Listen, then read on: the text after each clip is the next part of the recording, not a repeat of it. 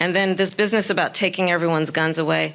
Tim Walz and I are both gun owners. We're not taking anybody's guns away. So stop with the continuous lying about this stuff. We need an assault weapons ban. They're literally tools of war. So as you probably know, Kamala Harris has spent the past several weeks demanding a second debate with Donald Trump, which is not the standard political calculus of the winner. You know, if you supposedly won the first debate, you don't usually go around right away after the fact demanding a rematch. Why won't you commit to a second debate with Kamala Harris? She wants a second debate because she lost tonight very badly. So they immediately called for a second debate because they lost.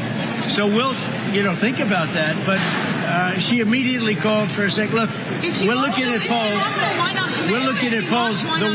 The worst poll that we've had was 71 that I see, 71% to like 24 or 25%. Folks, if you enjoy the content, be sure to hit that like button and subscribe to the channel if you are new. But again, it's like if allegedly you dominated in that debate and you are now the person in the driver's seat to win the election, why would you want a second debate? Why would you want a platform that potentially gives Trump the ability to regain his ground in the election, or even worse, maybe you say something that could screw you up and cost you the election? Again, regardless of whatever they say publicly, that is not the behavior of a winner. If you won the debate, that's not generally the political move that you try to make. But also, we know that much like everything else that this campaign does, it is completely performative. You know, they're going to run around claiming that Trump is scared to debate. Kamala Harris is tough, but it's really fake toughness, because you'll see that here from the breaking news as of today. So the front page headline is that Kamala Harris has made it official. She has now formally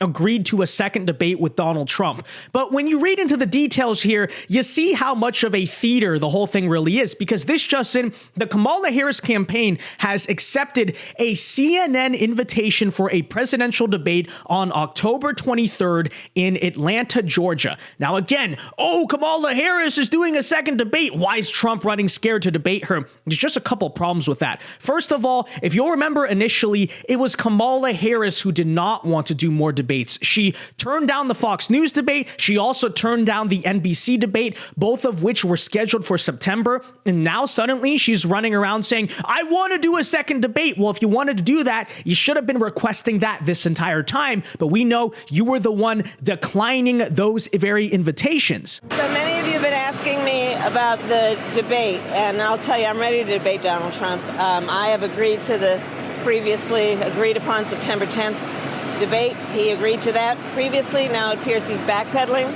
but I'm ready. And I think the voters deserve to see the split screen that exists in this race on a debate stage. And so I'm ready. Let's go. Will you do it on Fox News? Comment on the protest yesterday. Well, we hope that there is at least one debate, maybe two debates. We would be very happy to participate. So again, if you really wanted to debate Trump and you were serious about that challenge, you could have agreed to September 4th with Fox News. You could have agreed to September 25th with NBC. But we know, again, the whole thing is political theater. That's issue number one with this. Oh, look, there's a new CNN presidential debate. But issue number two, and this is probably much more glaring, take a look at the details here. It's going to be on October 23rd in Atlanta, Georgia. Now, initially, you may say, what's the problem with that? It's right before the election. Well, largely thanks to the new voting system that the Democrats themselves push for, October 23rd is way too late. You're talking about a point in time where early voting starts in basically the majority of states across the country, including where the debate is being held, right? Atlanta, Georgia. I looked this up earlier to confirm. So the deadline to register to vote in Georgia is October 7th. Early voting statewide begins October 15th. And then on the 23rd, again, when a lot of Americans will already have been casting their ballots, it's fair to say, given the modern system, election day already started. Suddenly, then you want to do a presidential debate? No.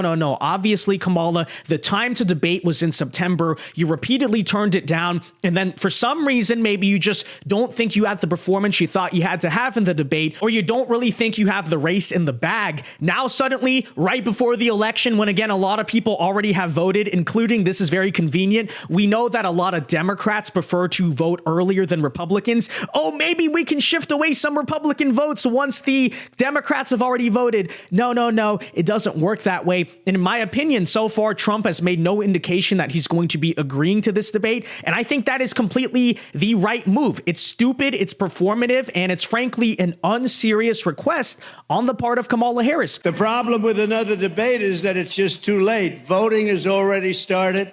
She's had her chance to do it with Fox. You know, Fox invited us on, and I waited, and they turned it down. But now she wants to do a debate right before the election with CNN because she's losing badly. You know, it's like a fighter. She sees the pulse. She sees what's happening. She's losing badly, but it's like a fighter who goes into the ring and gets knocked out. The first thing he says is, I want a rematch. I want a rematch. Exactly. The time to debate has already passed. You had your chance. You had the offers. Trump agreed to them. You said no. And just because you're now starting to see internal polls that suggest you're not necessarily in a strong position to win this election, which, by the way, is a sentiment that some Kamala Harris campaign staffers quietly leaked to the New York Times this weekend, specifically in regards to the state of Wisconsin. You can go read this article for yourself. But yeah, much like when they were trying to change the rules the first time of the debate at the very last minute, you don't get to just run in here at the very end and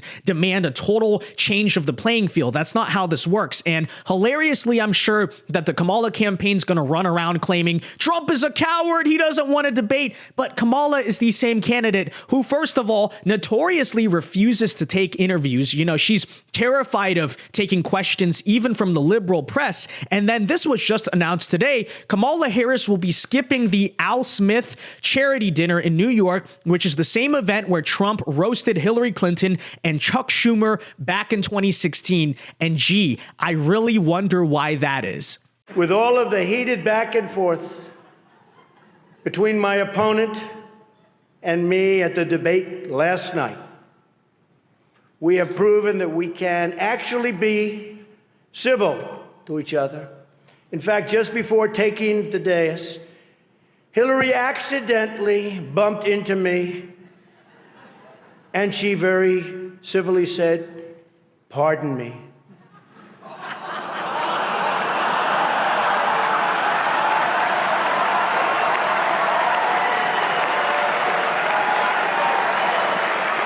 And I very politely replied, "Let me talk to you about that after I get into office." Hi, Chuck. He used to love me when I was a Democrat, you know.